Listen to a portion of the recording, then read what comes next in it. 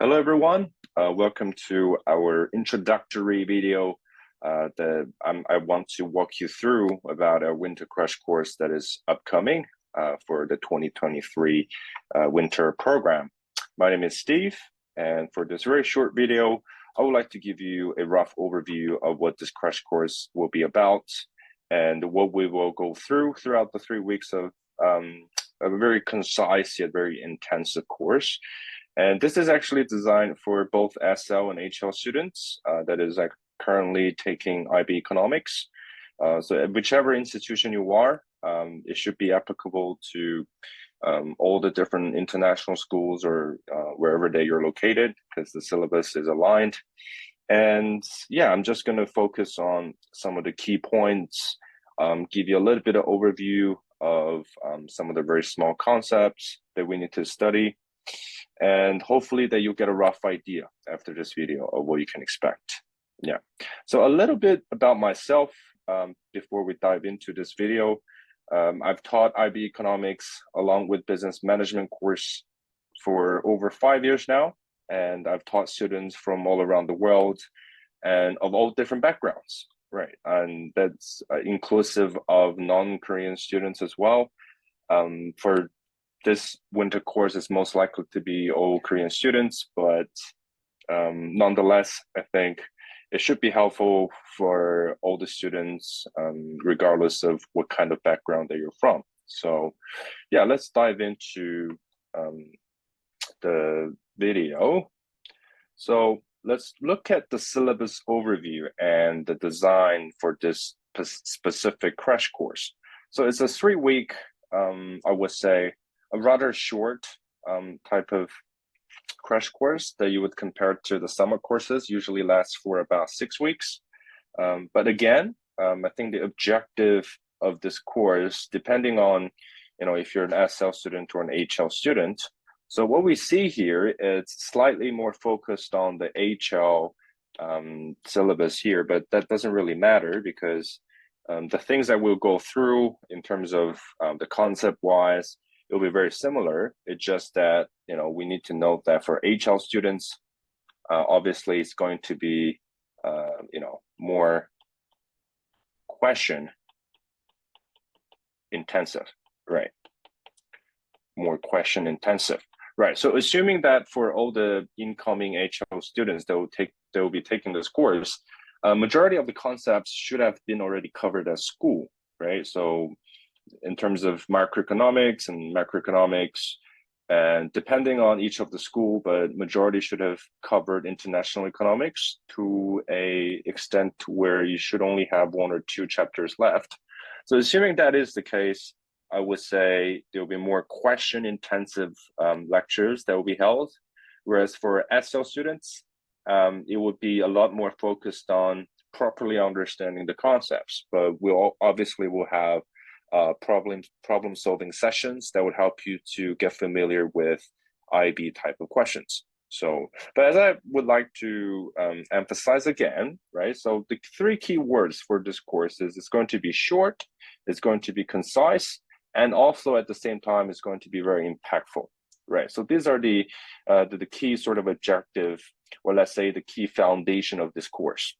Right, so we're going to go through a lot of straight to the point concept comprehensions, right? And also applicable real life examples to encourage economical way of thinking, right? So what do we really mean by economical way of thinking? Well, this is a very sort of a tricky concept for a lot of SL students. Maybe some of the HL students have a little bit of idea because you have done at least 2 of the internal assessments.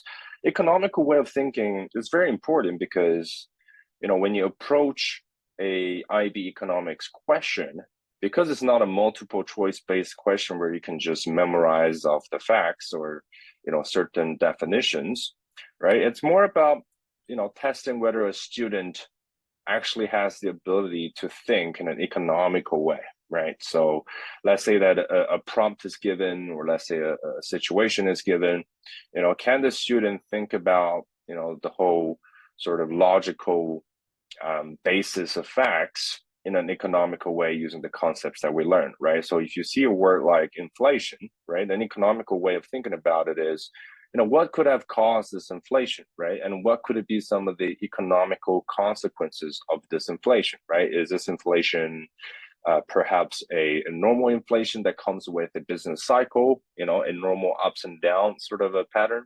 Or are we facing a more of an unusual or let's say undesirable inflation, right? So that would be a short demonstration of showing economical way of thinking.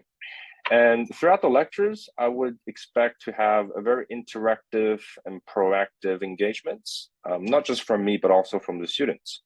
And we're going to have a lot of interactive discussions, I would say, with especially a lot more with the SL students, because that really helps you to understand some of the concepts that you might have seen at school. But what we really trying to do here is to have the concept really absorbed. So in a way that you can actually utilize these skills, or let's say these concepts, to have a discussion as if that, the discussion itself would have some sort of an economical significance. So yeah, so that's the syllabus overview and the style of lessons that you can expect. Right, let's move on to the next slide.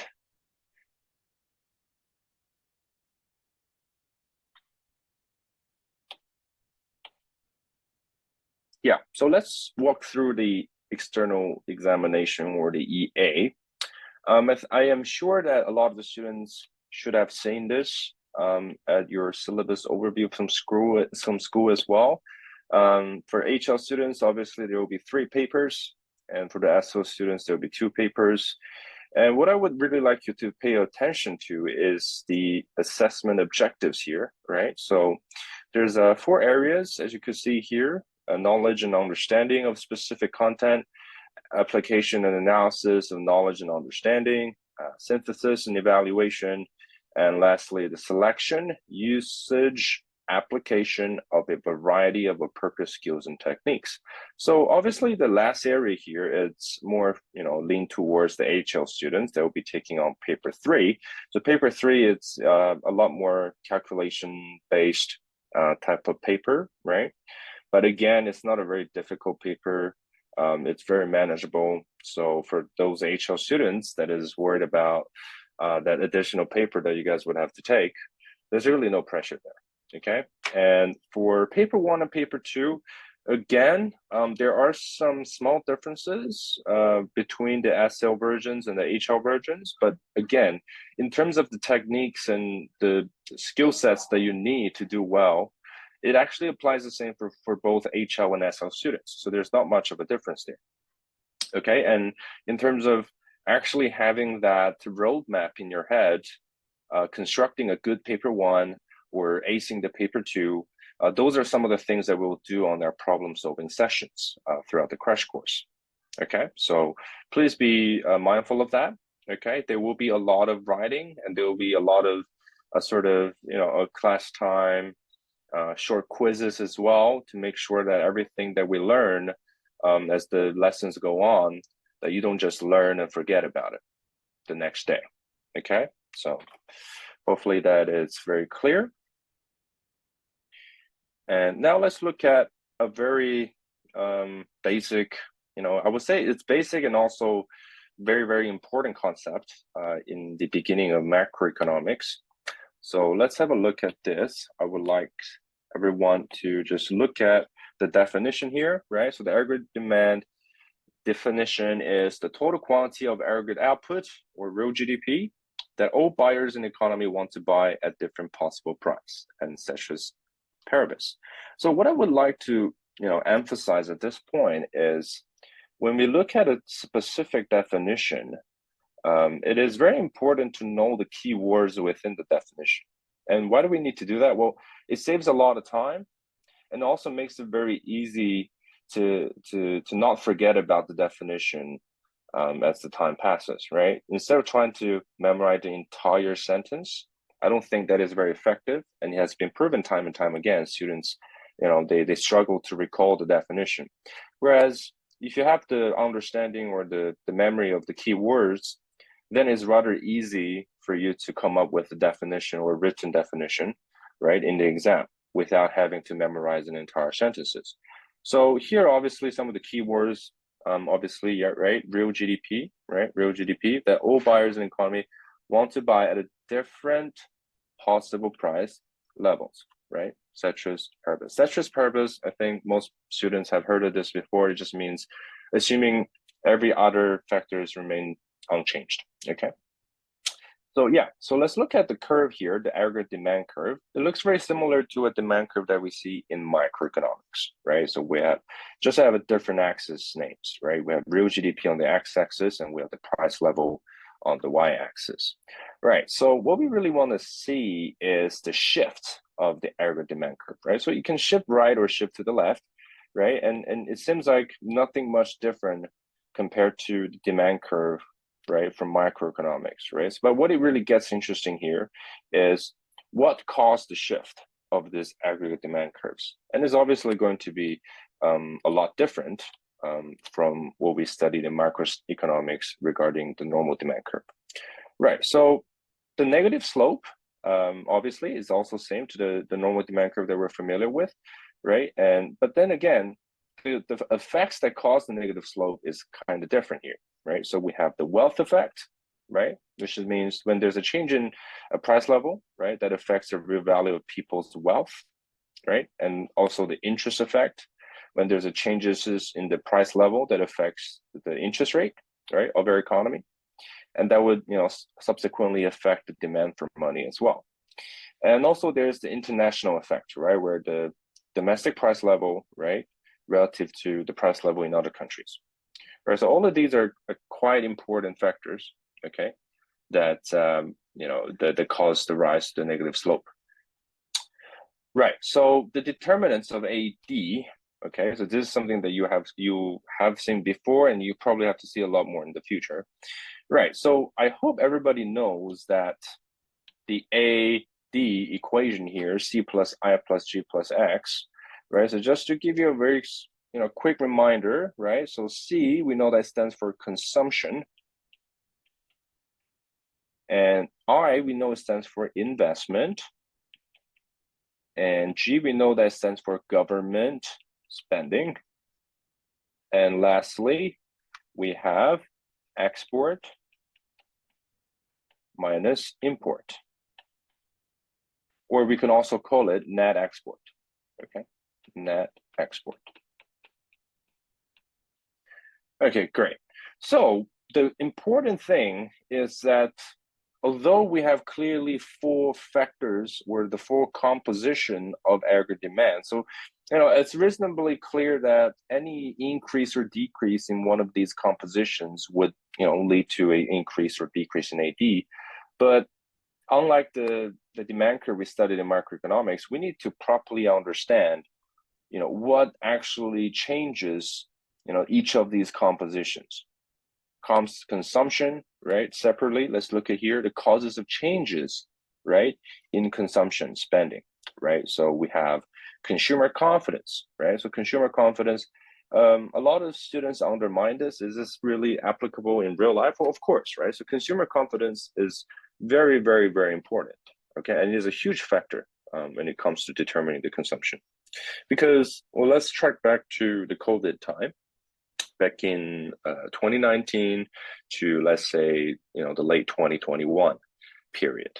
During those times, the consumer confidence was very low because obviously we're still seeing no end to, when is actually going to be the end of COVID, right? So people are not very confident.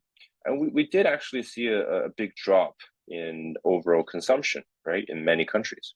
Okay, obviously there were a little discrepancies between different countries, but overall, in the global sense, there was a drop in overall consumer confidence, right? And to know the consumer confidence, there's actually a monthly survey that is conducted by different institutions or different agencies. We're talking about agencies such as Bloomberg, or there's also Thomson Reuters.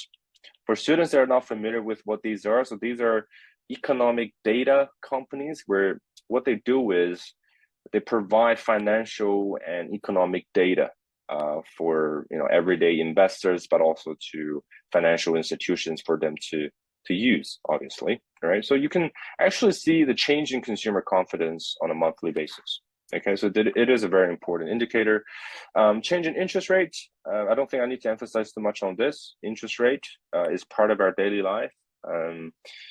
As soon as you become an adult, I can promise you that, right? So interest rate, just to give you a very, very quick reminder of what interest rate is, right? So interest rate could actually be multiple things, right? There's no one clear definition for this because the definition, or let's say the implication of interest rate changes, depends on what kind of context we're talking about, right? So interest rate could be, right, the rate of borrowing, or let's say you can also call it rate, or you can also call it cost of borrowing, right? Because if you borrow money from a bank, they usually charge you an interest rate, right? But you could also be, right? You could also be, right, the return rate,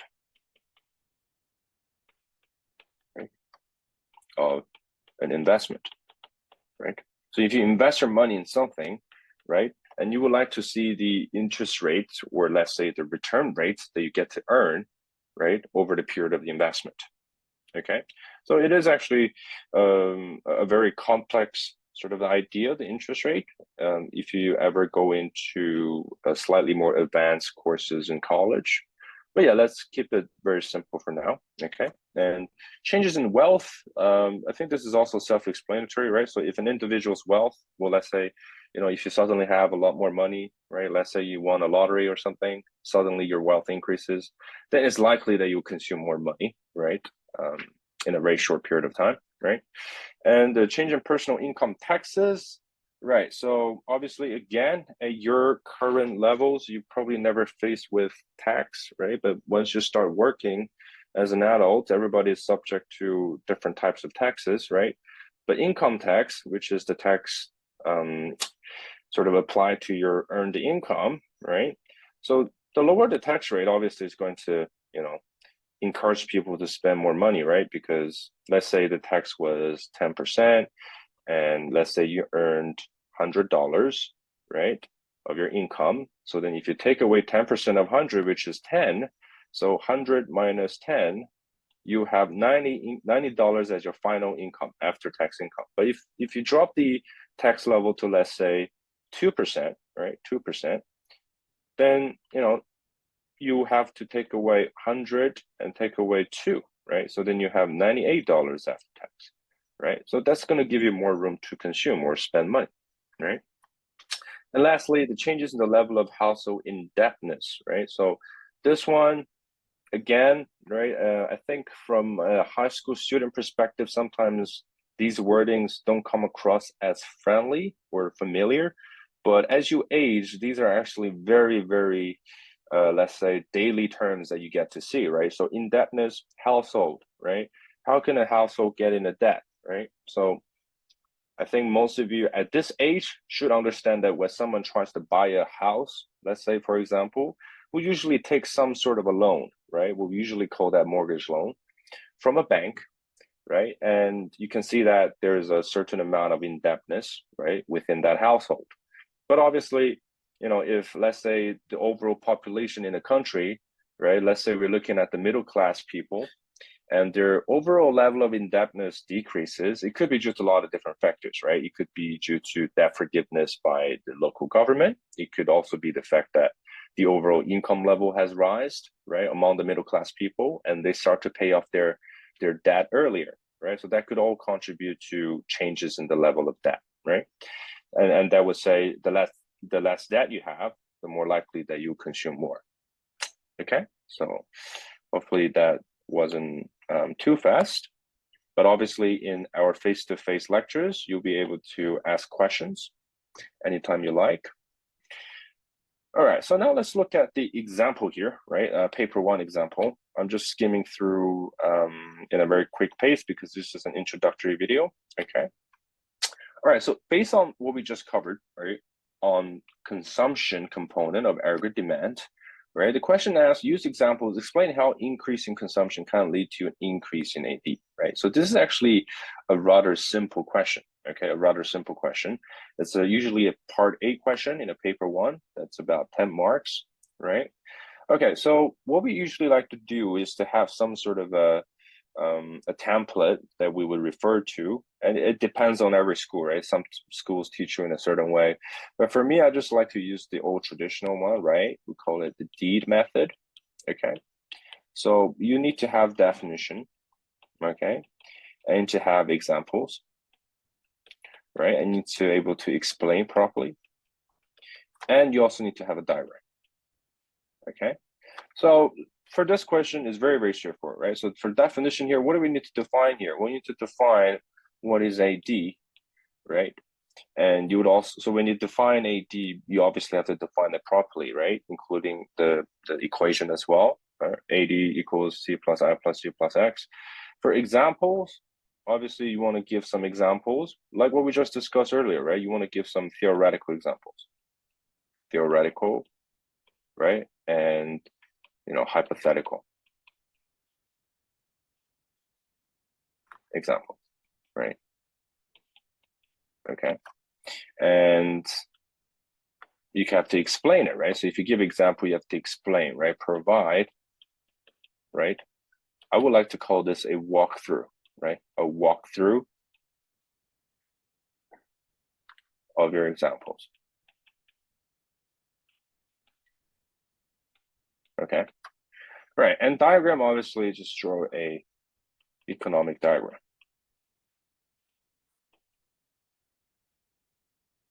With commentary, okay? You need to have a little bit of commentary below the diagram, right? To explain what's going on in the diagram. So here, just give you a very, very brief demonstration. So you definitely have to be able to draw a diagram, right? With the appropriate title here, right? And we probably would assume that you want to draw an AD graph here, and you might want to show a shift. Let's say you want to show a shift to the right, right? You could also to the left, right? So, or you can have both if you want. So 81, let's call this 82, proper labeling, remember?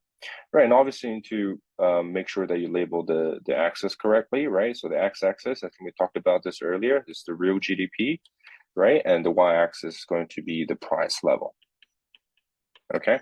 So in this question, they didn't really ask you about ADAS diagram, so you can just simply draw a diagram like this to demonstrate aggregate demands shift, okay?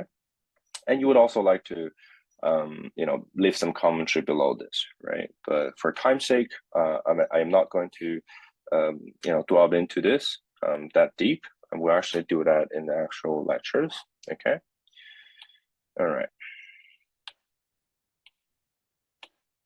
So now, let's move on to,